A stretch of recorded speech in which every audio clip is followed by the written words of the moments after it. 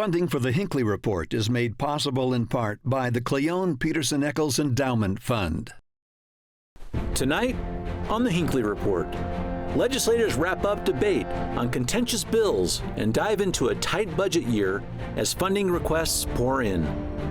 New polling shows how voters' opinions are shifting on major issues. And developments in world sports may push Utah into the big leagues.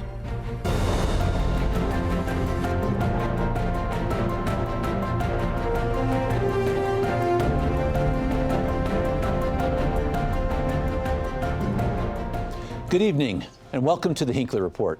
I'm Jason Perry, director of the Hinckley Institute of Politics. Covering the week, we have Republican Senator Todd Weiler, Sage Miller, political reporter with KUER, and Jeff Merchant, executive director of Alliance for a Better Utah. So glad you're all here. We've just finished week 3 of the legislative session. It might feel a little bit longer. We just finished week 3. We have so much more to do. But what I think is interesting about this week, we'll start with you, Senator, is this is the week of the RFA, the request for appropriation, and the list is long of those coming in. Talk about what those are, how this process works for a moment. Yeah, so the great thing about the Utah legislature is every legislator is involved in a budget committee. That's kind of unique to Utah. And then anybody can come up and ask for money. They need to have a legislative sponsor, and it's called an RFA, and then they'll get 4 or 5 minutes in front of an appropriations committee to make their pitch. Most of them are not funded. And this year, we've made the whole process a little bit more transparent. So for the first time in my 13 years, I'm seeing the RFAs on social media and people criticizing the legislators for even sponsoring it. But just because you sponsor it, we're just giving someone 4 minutes to pitch their idea. Yeah, Sage, talk about that, because there are over 1,000 of them that have come forward, and it's people with all sorts of things they would like to be funded. I know I was one of them working on the presidential debate, for example. But talk about how the public can engage with this process and actually see what is being asked and what actually ends up getting funded. Yeah, Governor Spencer Cox is asking for a ton of money in his budget proposal. And a lot of the times the legislators like Todd Weiler over here will decide kind of how they want to divvy that money that he's asking for. And sometimes the governor doesn't even get what he wants. Same with the people who are going in and kind of giving their 2 cents about why they should get funded. Yeah. But thankfully they do stream these, right? At utah.ledge.com. le.utah.gov. Yes. Yeah. And so you can engage and actually watch them live as they're happening to figure out what people are pitching, how much money they want, and how lawmakers are responding to it. We don't really know just as of yet, like how much lawmakers are going to divvy up that money and who's going to get what. Todd can probably talk more a little bit about that process of what happens behind closed doors rather than in the public. But yeah, it's the one thing that I will say about the Utah legislature is their transparency when it comes to what's happening right now on the ground. It's pretty strong, and the website for lawmakers, for people to engage, is pretty user friendly. And so I do think that if you just spend a little bit of time on the on the legislative website, you'll be able to kind of figure it out. You can see kind of the status of everything as well. But yeah, we are going into that big money period, and we'll probably talk about this a little bit later. But the ability to kind of focus more on budget by getting the controversial issues out of the way first. I do want to talk about that, but maybe for a moment, Jeff, talk about sort of the interplay here, because you've got a lot of requests from community organizations, groups, government entities. You have the governor who's presented a budget, and you ultimately have the final decision from the legislature, including the very influential Executive Appropriations Committee. Yeah, I mean, certainly the Executive Appropriations Committee is going to be making a lot of these decisions, a lot of huge decisions impacting the budget through the entire rest of the fiscal year. But I actually fully agree with what's already been said. This is a relatively transparent process, and it's one that seems more democratic than many of the other things that we see happening at the legislature. A lot of people involved, a lot of people can voice their opinion and their thoughts, and it really is rather transparent. And I think that a lot of people deserve a lot of credit for that. I love the idea that everyone is on these committees and everyone gets a say, whether that's positive or negative, about all of these different RFAs. Yeah, absolutely right. Now talk about the budget just for a moment, Senator, because right now you're kind of hearing requests, but we don't actually know what the revenue is going to be. Talk about what that is like. Well, we get our final revenue numbers right around Valentine's Day, and it's basically a guess of what Utahns are going to spend in the next 16 months, so we are projecting in the future. And we have a couple PhDs that are really good at that. But we know that sales tax is a little bit down, and it's probably going to be a tight year. And remember, Jason, the last 3 years we've had extra COVID money to spend, and a lot of programs that wouldn't have gotten funded have been funded. But now that COVID money is dried up, and so a lot of these people are back this year saying, hey, you got to keep on funding us, but we don't have all of the money to do that. Yeah, is it easier when there's no money or when there's a lot of money? It's actually easier when there's no money, because we can just say no to everybody. Yeah. Very interesting. Sage, I know you've been following the news here about potential tax cuts, because you look at, we have maybe a declining revenue coming to the state of Utah, but also some interest in our legislature to cut some taxes. We have one in particular, Senator Chris Wilson, this is Senate Bill 69, income tax amendments, is looking to lower the income tax, or to eliminate the income tax. What are you hearing about potential places to fill that void if income tax goes away? Honestly, I haven't heard much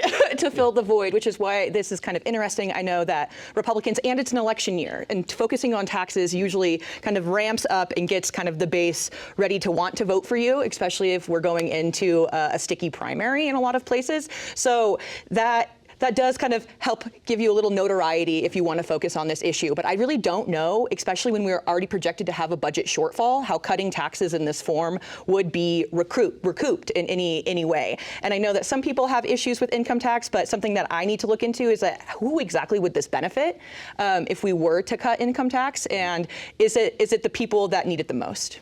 So the Hinckley Institute of Politics did some polling with the Deseret News, asking Utahns how they would feel about eliminating the state income tax, and it was 59% of Utahns said that they would support it, 27% oppose, 14% don't know. But of course, Jeff, the next question is the harder one: is what should happen if it does go away?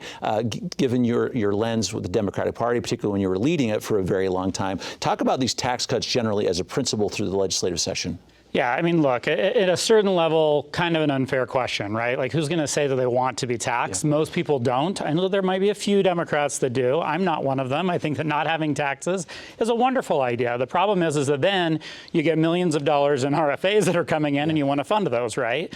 My personal view is even the smaller tax reduction that the legislature is looking at seems relatively silly to me, given that, you know, I can go and buy a latte or something for that extra $10 I'm going to save, when that $10 that everybody's contributing can do a lot of really great things for the state. I think that if we really want to look at tax cuts, where we should be looking at is at something like a sales tax cut, or eliminating the sales tax if we're going to eliminate something. And the reason why is because that does affect everyone in a more equal way than income tax. Income tax cuts help people that have a lot of money a whole lot more than people that don't have a lot of money. And I think that a sales tax cut would be a far better approach, despite what might be some of the hurdles that we might have doing that. And would they increase like property taxes to recoup that money, which is something that people are already complaining about are spiking at too much of a rapid rate that they can't keep up with?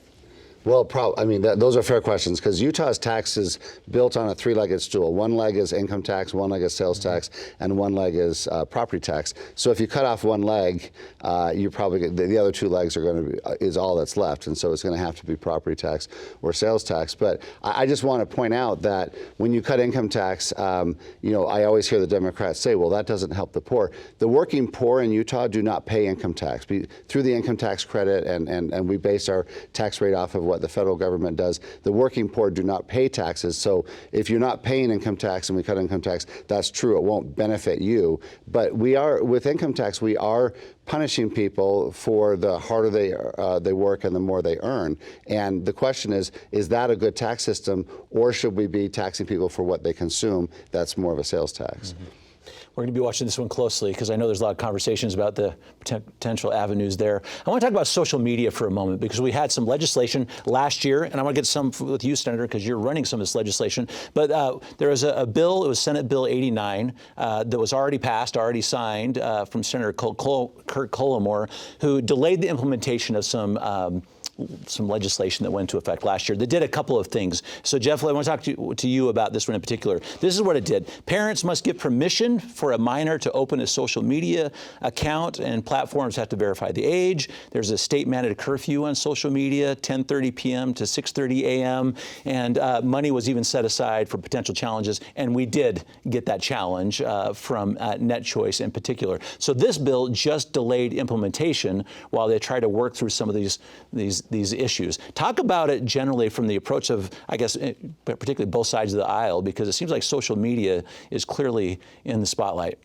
Yeah, look, I think that this is actually a good idea.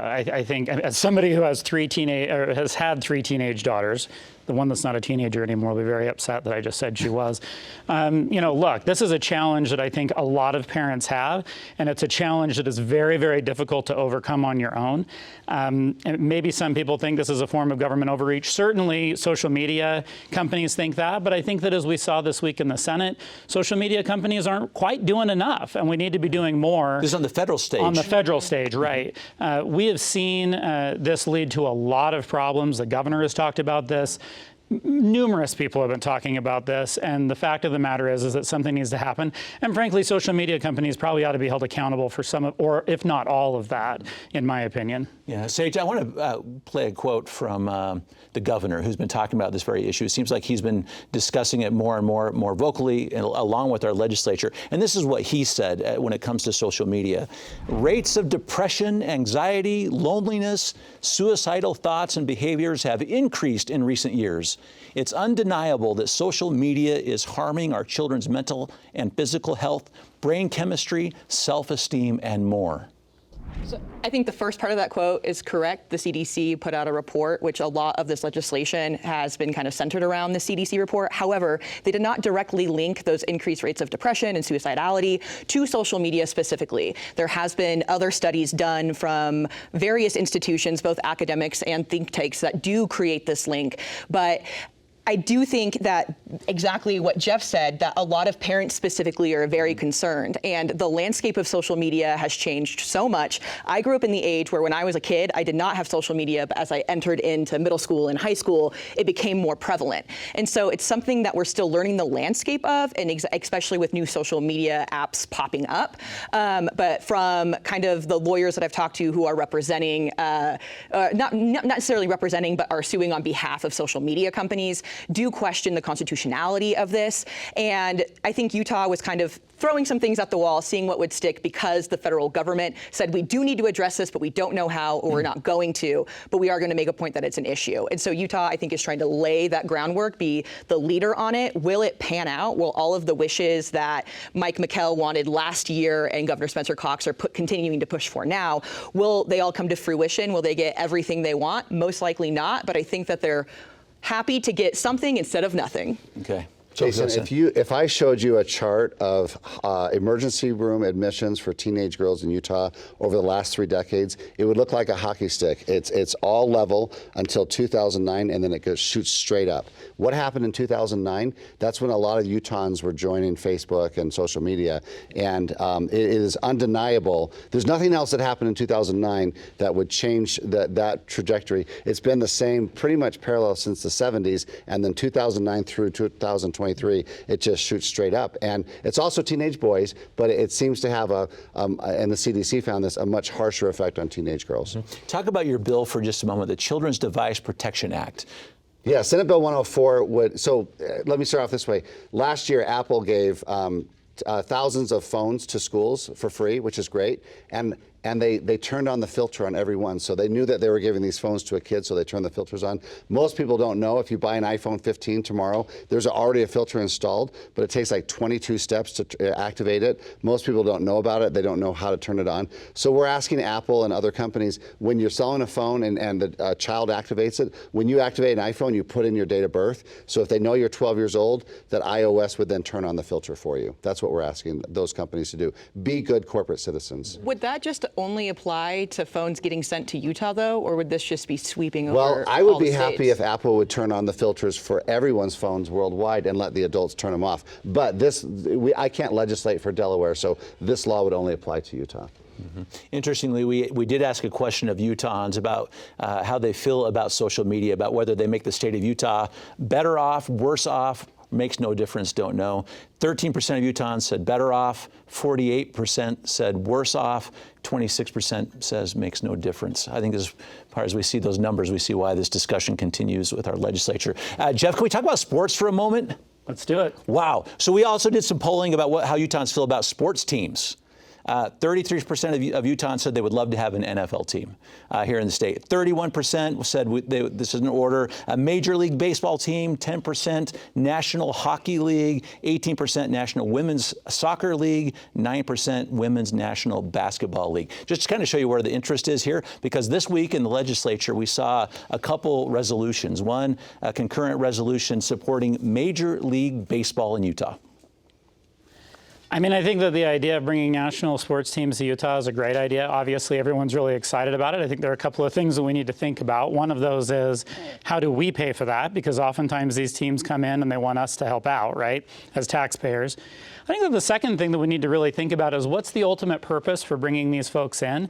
I think sometimes as a state, we want to seek this sense of legitimacy, and I think that we're pretty legit without having to have a whole bunch of sports teams here. I did think it was interesting that the Tribune reported this morning that Salt Lake is the #2 worst sports city, according to National Basketball Association fans, or I think maybe it was visitors. So we might have a little bit of work to do on that as well, as we bring in people from other parts of the country to Utah to watch Major League Baseball, or probably even the Utah Jazz for now. Go ahead. Yeah, so I'm just going to push back on that. So if you read that poll, they're basically criticizing Utah because we don't have casinos downtown, and we don't have enough bars. I mean, we have plenty of bars based on our population. But, you know, I don't think, first of all, I don't think a lot of people are traveling in, you know, from New York to watch a Jazz game unless they're going to be here anyway. But second of all, I think, imagine Salt Lake without the Jazz, or Utah without the Jazz. I'm really excited. I'm not sure that we're going to get an NFL team in my lifetime or a hockey team, but I think we could have Major League Baseball here in the next 2 years, and that is very exciting to me. Well, interestingly, Sage, we had Steve Starks from the Larry H. Miller Company, the president and CEO. He said we will see something from Big League Utah soon about potential renderings. This is for baseball, and the A's are apparently going to at least be in the state of Utah for a couple of years while their stadium is being built in Nevada. I think that'll give us like a nice groundwork to see if there's an appetite for these big league sports teams to come to Utah. I do know that the Utah Jazz has a very loyal base here. A question of growing that or even moving the arena somewhere else, I know is going to cause a lot of contention. But Utah loves college sports, and I'm very curious if that would hop over to national leagues, because I think people love the localized feeling of a college sports team. There's not as much risk associated with it, and people are mostly doing it for the passion of playing the sport rather than for a paycheck. And so I mean it's going to be an experiment, but there is a question of, yeah, exactly what Jeff said. Who is going to pay for these updates to the stadium? Where's it going to go, and who's going to benefit most from it? Mm-hmm. Just to be thorough, too, on hockey, Senate Joint Resolution 12, this is the Senate Joint Resolution supporting a National Hockey League. So that did come up. So you got baseball and hockey this week. Ryan Smith joined President Adams on the dais. You were there for that, right? Talking about the potential. His wife, Ryan's wife, was there with him, too. It was great to have them there. Yeah, absolutely right. I think the most important thing, though, is what we're going to name these teams, and that will probably be the single most controversial element of all of this. Who cares about how much it costs? Who cares how we're going to pay for it? But boy, if we have the Salt Lake Seagulls, people are going to be mad. Okay. Salt Lake Alliance with Z's on the end.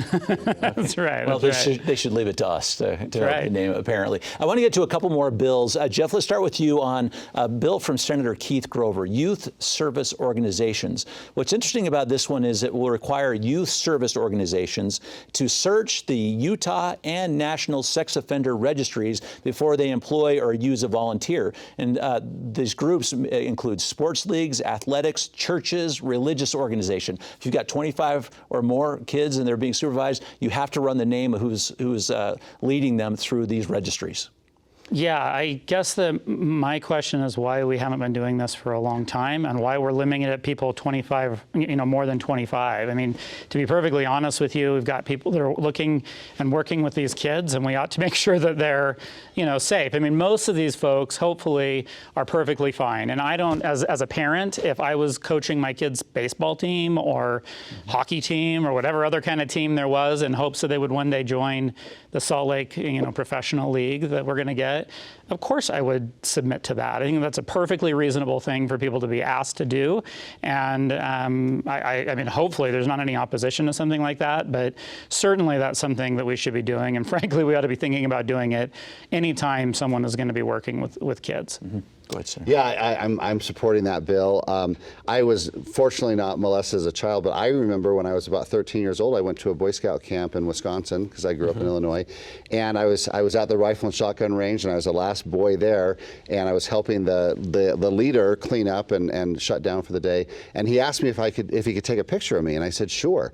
And then he said, well, do you mind taking your shirt off? I'm like, no, I don't mind. I took it off, and he took a picture of me. And about 5 years later, I'm like, what the heck was that all about? Nothing else happened, fortunately, to me. But I do think that people that are maybe interested in children do gravitate sometimes to these organizations, and I think we can't take enough steps to protect our kids. Mm-hmm. If this bill passes, everyone has to be run through these two databases.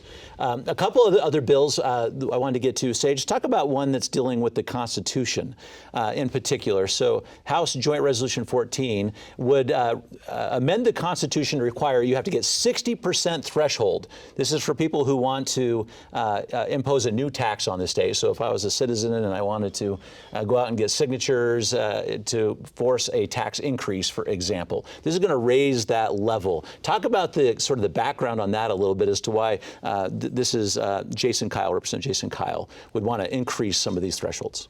That's actually a really good question. I don't know why specifically he would want to increase the threshold, but I do know that maybe having more of a majority on increasing something that would deduct from your paycheck wouldn't necessarily be a bad thing. I do know that it's also pretty difficult to change the Constitution in this measure. We know that there's happening one with, repealing state sales tax in return for removing the earmark on education.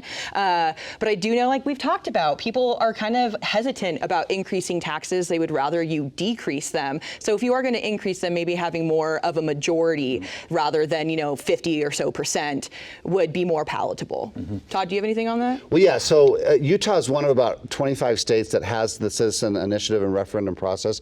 But our Constitution says the right of the people at the ballot box is equal to the right of the legislature. So if you're going to try to make it harder for the people to do something without making it harder for the legislature, I don't think that's going to pass muster. I mean, the words are co-equal, as they say, Jeff, is what comes with these initiatives versus the legislative powers. Because a companion bill to this is House Bill 284 that would raise the threshold for ballot initiatives that raise taxes to 60%. Talk about that, because some legislators talk about, well, we don't want to be legislating like they do in California, which is sort of budget by initiative, by proposition. Is that kind of the idea? I mean, well, first, we haven't seen that happen in Utah. I think that we have plenty of other safeguards in place to make sure that things like that don't happen. But this idea of increasing the threshold to 60% to me just reeks of anti-democratic, it's just a terrible idea, I think. One of the beauties of this initiative process is that at the end of the day, the people get to decide.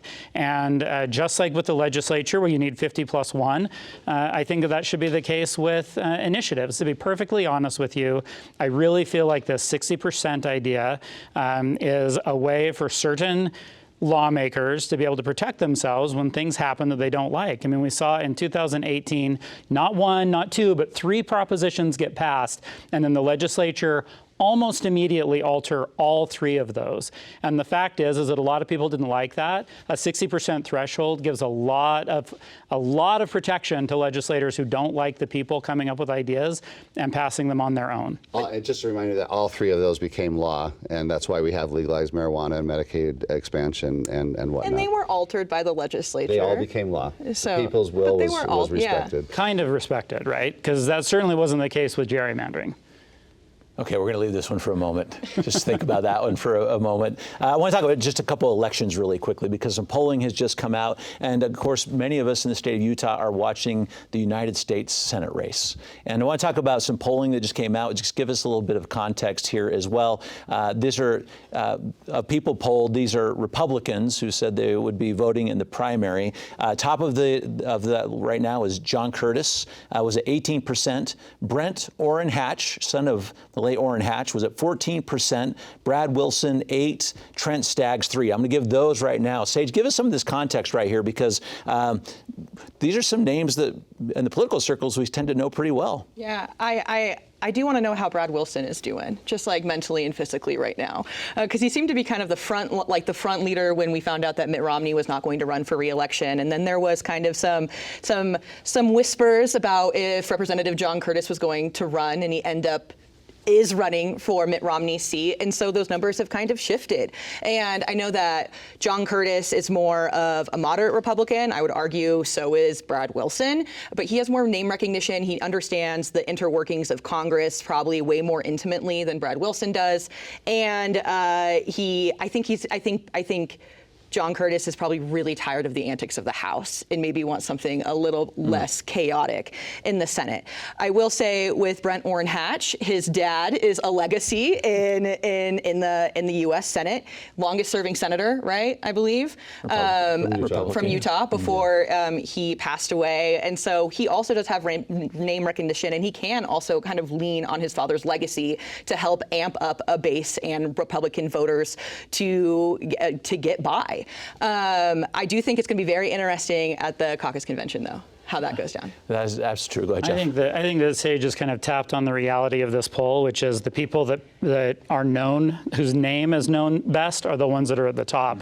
I think that it's a real challenge for Wilson in the sense that I think that as the speaker, he thought that he had a lot of name recognition, a lot of people knew him, and some people do, but I don't think that nearly as many as he may have thought. Meanwhile, you have someone who's relatively unknown, and yet because of his last name, Hatch is polling in at second place. So I think there's a lot of stuff that's going to happen over the next few months. And I mean, if I were a Republican in this race, I'd certainly be getting signatures because it's going to be a very interesting convention. That's going to have to be the last comment tonight. Very insightful. Thank you, everyone. Thanks, Jason. And thank you for watching the Hinckley Report. This show is also available as a podcast on pbsutah.org/Hinckley Report or wherever you get your podcasts. Thank you for being with us. We'll see you next week.